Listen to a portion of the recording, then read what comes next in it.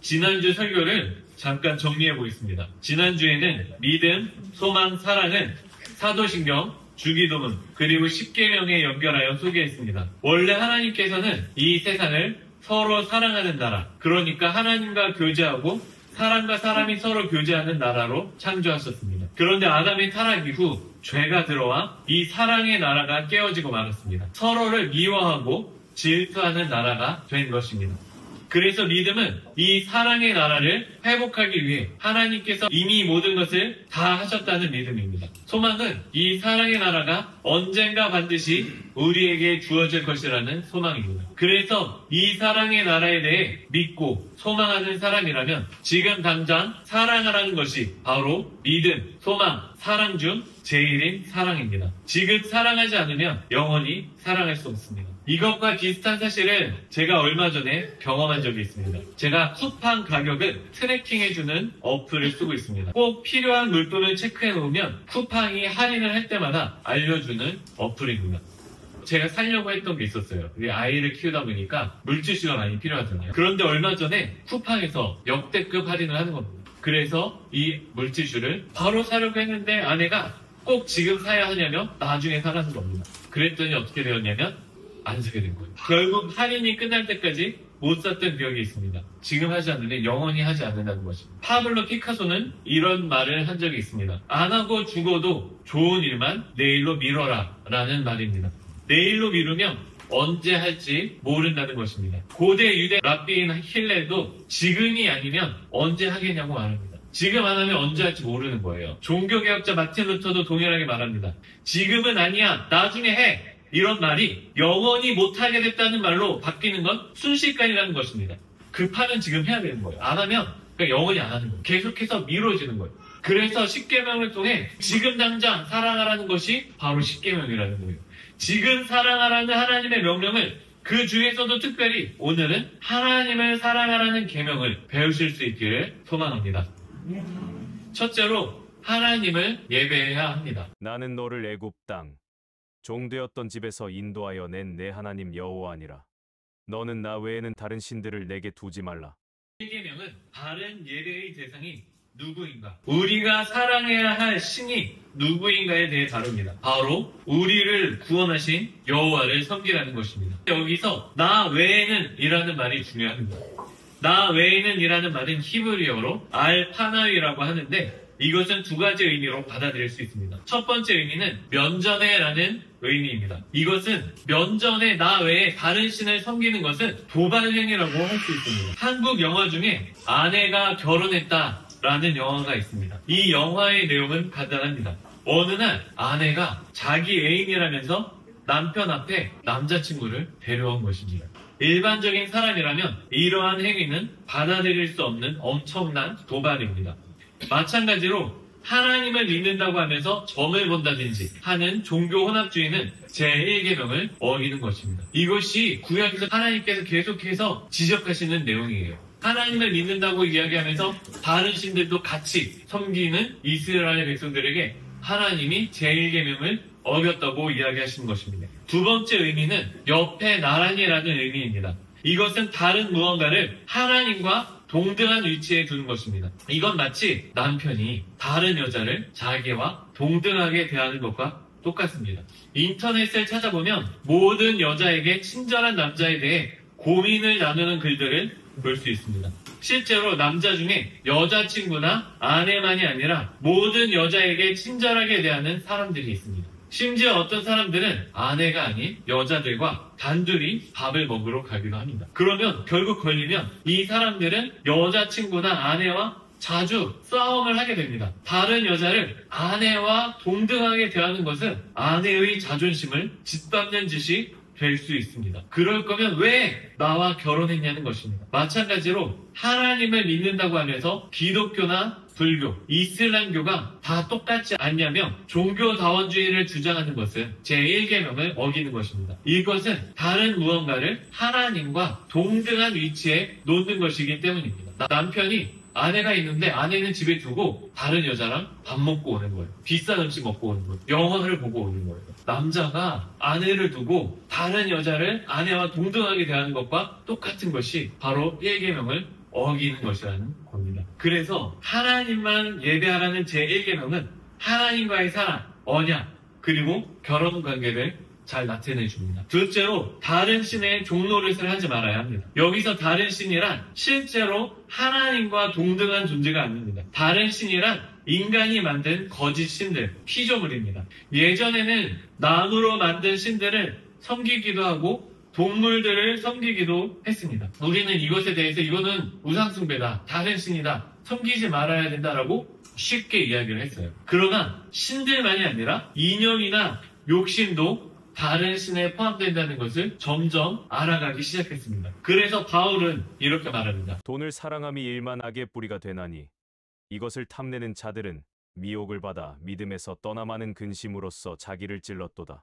여기에는 자본주의, 물질주의, 외모지상주의, 사회주의, 과학주의, 인본주의, 각종 중독, 이런 모든 것들이 포함됩니다. 하나님 외의 것을 하나님보다 더 사랑할 때 1계명을 범하는 것입니다. 그렇다면 왜 다른 신을 섬기느냐? 하나님을 잘 알지 못하기 때문입니다. 그래서 성경은 이렇게 말합니다. 그러나 너희가 그때에는 하나님을 알지 못하여 본질상 하나님이 아닌 자들에게 종 노릇하였더니. 시작. 그러나 너희가 그때는 하나님을 알지 못하여 본질상 하나님이 아닌 자들에게 종노릇하였더니. 아멘.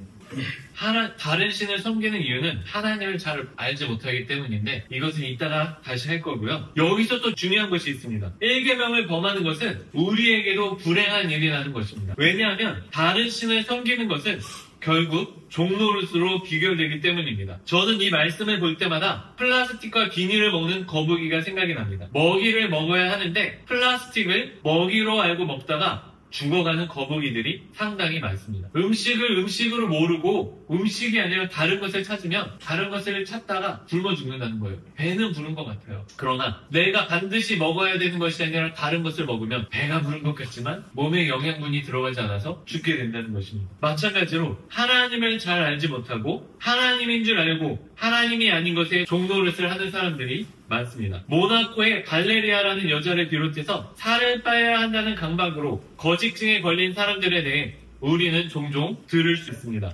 돈과 성공에 종노릇하는 사람들이 인간성을 잃어버린 모습을 우리는 또한 종종 목격하기도 합니다. 인기가, 외모가, 성공이, 쾌락이 나를 채워줄 거라고 생각하고 거기에 종노릇을 하는 것입니다. 그래서 바울은 이렇게 고백합니다. 우리도 전에는 어리석은 자요, 순종하지 아니한 자요, 속은 자요, 여러 가지 정욕과 행락에 종 노릇한 자요, 악독과 투기를 일삼은 자요, 가증스러운 자요, 피차 미워한 자였으나. 바울이 말하는 것은 간단합니다. 여러 가지 정욕과 행락에 종노릇했다는 것입니다. 그런데 우리는 쾌락에만 종노릇하는 것이 아닙니다. 겉으로 보기에는 고상하고 고귀한 신년에 종노릇하기도 합니다. 2011년에 개봉한 6.25 전쟁을 배경으로 한 고지전에는 인상적인 장면이 하나 나옵니다. 영화 초반에 류승룡 배우가 연기한 북한 장교가 등장하는데 그는 전쟁터에서 만난 상대에게 이렇게 말합니다. 자신은 왜 싸우는지를 안다고 하면서 너희 나만이 전쟁에서 지는 이유는 싸우는 이유를 모르기 때문이라고 말합니다. 이 인물은 치열한 소모전 속에서도 이념에 대한 뚜렷한 확신을 보여줍니다. 이것이 영화 내내 저 사람은 왜 싸울까라는 궁금증을 가지게 합니다. 하지만 영화 후반부 그가 남긴 대사는 이념에 대한 이러한 확신이 무너질 수 있는 허상임을 드러냅니다. 예전에는 싸우는 이유를 분명히 알고 있었는데 전쟁이 너무 길어지면서 결국 그 이유를 잊어버렸다고 털어놓습니다. 자기는 확실한 신념이 있었던 거예요. 이 공산주의 이념에 대한 확실한 신념이 있었던 거예요. 그런데 이걸 가지고 전쟁을 하고 있는데 전쟁을 불사할 정도로 확신했던 이 이념도 실제로는 아무것도 아닌 것이었던 겁니다. 이 장면은 우리가 얼마나 쉽게 이념의 종노릇하며 결국 그 안에서 진짜 의미를 상실할 수 있는지를 보여주는 강력한 장면입니다. 겉으로는 의미 있어 보이지만 하나님이 아닌 것을 위해서 헌신할 때 그 모든 신념은 결국 허상일 수 있습니다. 셋째로 제1계명은 해방을 누립니다. 제1계명 곧 하나님에 대한 예배는 다른 신으로부터 자유를 줍니다. 그 중에서도 가장 유명한 예가 바로 과학입니다. 제1계명은 피조물로부터 신성의 옷을 걷어냅니다. 자연을 신으로 숭배하면 과학이 발전할 수가 없습니다. 동물이 신이고 나무가 신이면 제대로 조사 및 연구를 할 수가 없습니다. 실험을 할 수가 없어요. 예전에 허준이라는 드라마가 있었는데 인간의 몸이 너무 신성해서 해부를 할 수가 없었습니다. 그러나 인간의 몸으로부터 신성의 옷을 걷어내자 의학이 발전할 수가 있었습니다. 마찬가지로 자연으로부터 신성을 걷어내면 과학이 발전할 수 있습니다. 즉 하나님의 모든 것으로부터 신성을 제거한 제1계명이 과학 발전의 토대가 된 것입니다. 이건 우리나라만 봐도 알 수가 있습니다. 기독교와 서양 문물이 들어오기 전까지만 해도 우리나라가 얼마나 미신이 팽배한 국가였습니까? 그런데 기독교와 함께 서양 문물이 들어오자 미신의 종노릇에서 자유하게 됩니다. 이제 우리가 나무 앞에 대고 절하고 그러지 않잖아요. 하지만 여기서 또 기독교가 빠지게 되면 미신 대신에 과학, 성공, 돈, 인기, 권력, 이념의 종이 되고 맙니다. 지난 금요일에 나누었던 이야기인데 전도서 기자는 하나님께서 사람들에게 영원을 사모하는 마음을 주셨다고 기록합니다. 하나님이 모든 것을 지으시되 때를 따라 아름답게 하셨고 또 사람들에게는 영원을 사모하는 마음을 주셨느니라. 사람에게는 무언가를 갈망하는 마음을 주셨다는 겁니다. 그리고 이것에 대해서 매우 설득력 있게 이야기해 준 사람이 바로 불교의 법륜 스님입니다. 힐링 캠프 45회 법륜 스님 편을 보면 법륜 스님은 사람은 왜 태어났는가를 고민할 수밖에 없다는 거예요. 그런데 그러면 마음의 빈 공간을 발견하게 되고 이 고민에 빠지다 보면 자살까지도 하게 된다고 말합니다. 그러면서 고민의 80%가 바로 이 고민이라고 말합니다. 그런데 이 빈 공간은 절대 채울 수 없는 빈 공간이라는 것입니다. 즉 인간 고민의 80%가 무언가를 알고자 하는 갈망, 내 안에 있는 빈 공간을 채우고자 하는 갈망인데 사람들은 이것을 채우려고 갖은 노력을 한다는 거예요. 이것이 굉장히 중요한 질문이에요. 이 갈망이 사람의 자살로까지 몰아갈 정도로 굉장히 중요한 질문이라는 것이 불교의 가르침입니다. 그러나 불교에서는 뭐라고 얘기하냐면 불교에서는 이것을 찾을 수 없다. 불교는 이 질문에 대한 해답이 없다라고 이야기한다는 거예요. 그러니 찾지 마라. 이 질문하지 마라. 기독교 바깥에서는 이것을 채울 수 없다는 것입니다. 제가 자주 듣는 얘기인데 찰스 스펄전 목사님이 하신 말씀 중에 이런 말이 있습니다. 창녀의 집에 문을 두드리는 사람은 바로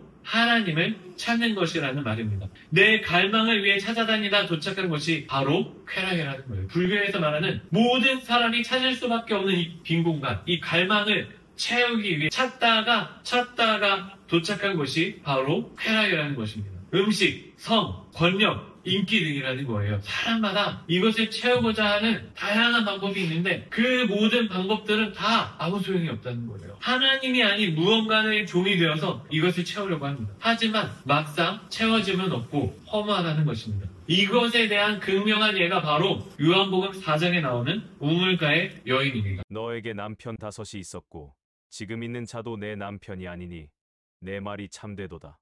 이 여인은 남편을 5번이나 바꾼 사람입니다.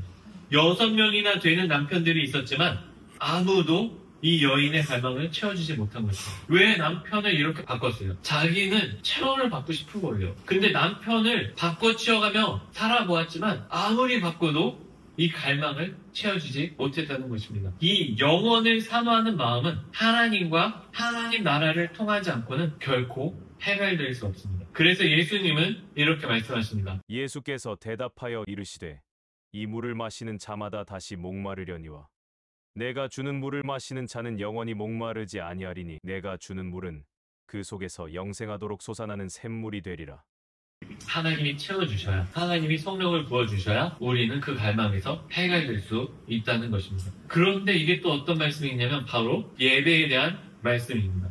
이것을 잘 이해하지 못하면 갑자기 대화가 이상한 곳으로 튄다는 느낌을 받을 수 있습니다. 아버지께 참되게 예배하는 자들은 영과 진리로 예배할 때가 오나니 곧 이때라. 아버지께서는 자기에게 이렇게 예배하는 자들을 찾으시느니라. 하나님은 영이시니 예배하는 자가 영과 진리로 예배할지니라. 예수님의 말씀은 간단합니다. 바른 예배의 대상이 중요하다는 것입니다. 우물가의 여인과 대화를 하다가 갑자기 바른 예배의 대상이 중요하다고 이야기를 하시는 거예요. 인간의 본질적인 갈망을 이야기하시다가 왜 갑자기 주제가 예배로 빠지는 걸까 의아합니다. 왜냐하면 이 갈망은 예배와 매우 밀접한 관계를 가지기 때문입니다. 우리 인생의 빈 공간을 채우기 위해서 다른 무엇도 안 된다는 거예요. 바로 바른 예배의 대상, 우리를 구원하신 여호와 하나님이 중요하다는 것입니다. 오직 유일하신 하나님 아버지를 예배하는 사람, 즉 제1계명을 지키는 사람은 이 영혼에 대한 갈망이 채워진다는 것입니다. 말씀을 정리하겠습니다.